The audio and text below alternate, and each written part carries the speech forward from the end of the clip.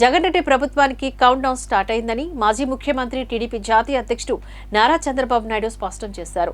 పర్చూరు నియోజకవర్గ ఇంకొల్లులో ఏర్పాటు చేసిన రా కదిలిరా బహిరంగ సభలో చంద్రబాబు మాట్లాడారు. అవినీతి, నల్లధనం, అక్రమాలతోని జగన్ రాజకీయాలు చేస్తున్నారని, రాజకీయాలను కలుషితం చేసిన వ్యక్తి జగన్ అని విమర్శించారు. వైకాపా ప్రభుత్వానికి కౌంట్ డౌన్ మొదలైందని, మరో 52 రోజుల తర్వాత తెదేపా జనసేన ప్రభుత్వం వస్తుందని ధీమా వ్యక్తం చేశారు. జగన్ కు అభ్యర్థులు దొరక్క సందిగ్ధలో పడ్డారని, వైనాడు పులివెందుల అనేదే తమ నినాదమని అన్నారు. చిల్లర రాజకీయాల వద్దు, గౌరవంగా రాజకీయాలు చేయడం నేర్చుకోవాలని సూచించారు. పోయే ప్రభుత్వాన్ని మోస్తే మునిగిపోయేది మీరే, మనమే మునిగిపోతామన్నా కాదని అడుగుతున్నా.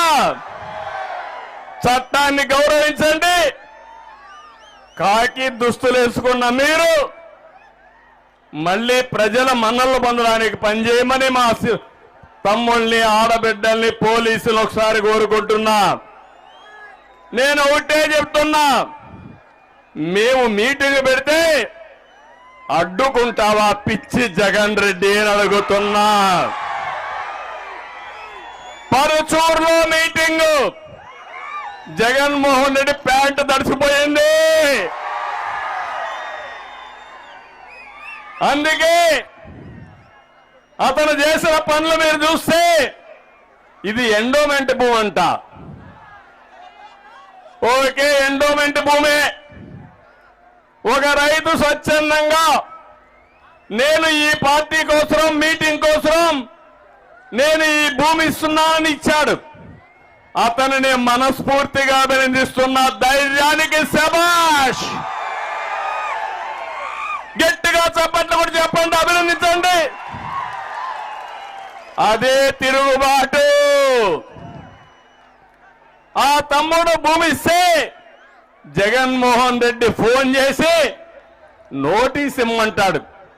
పోలీసులు ఎందుకు నోటీస్ ఇచ్చారో చూడకుండా ఎస్పీ కూడా ఇక్కడికి పంపించి మీటింగ్ జరగడానికి వీలు లేదంటారా మీరు? అది అసలు రంగు వదులుతుంది. అదే సమయంలో మీరు చూస్తే మన నాయకత్వం ఒకటే చెప్పారు, మేము చట్ట ప్రకారం పోతున్నాం, దిక్కున్న దగ్గర చెప్పుకోమని మన నాయకులు చెప్పారు. దిగి వచ్చారు పోలీసులు. పక్కనే ఆర్టీసీ భూమి ఉంది, అక్కడంతా కూడా బుషెస్ అన్ని ఉన్నాయి, చెట్లుంటే నేను ఎన్ఎస్జీ ప్రొటెక్ట్ అని అలాంటి చెట్లు క్లియర్ చేయాల్సిన బాధ్యత ఈ పోలీసులపై.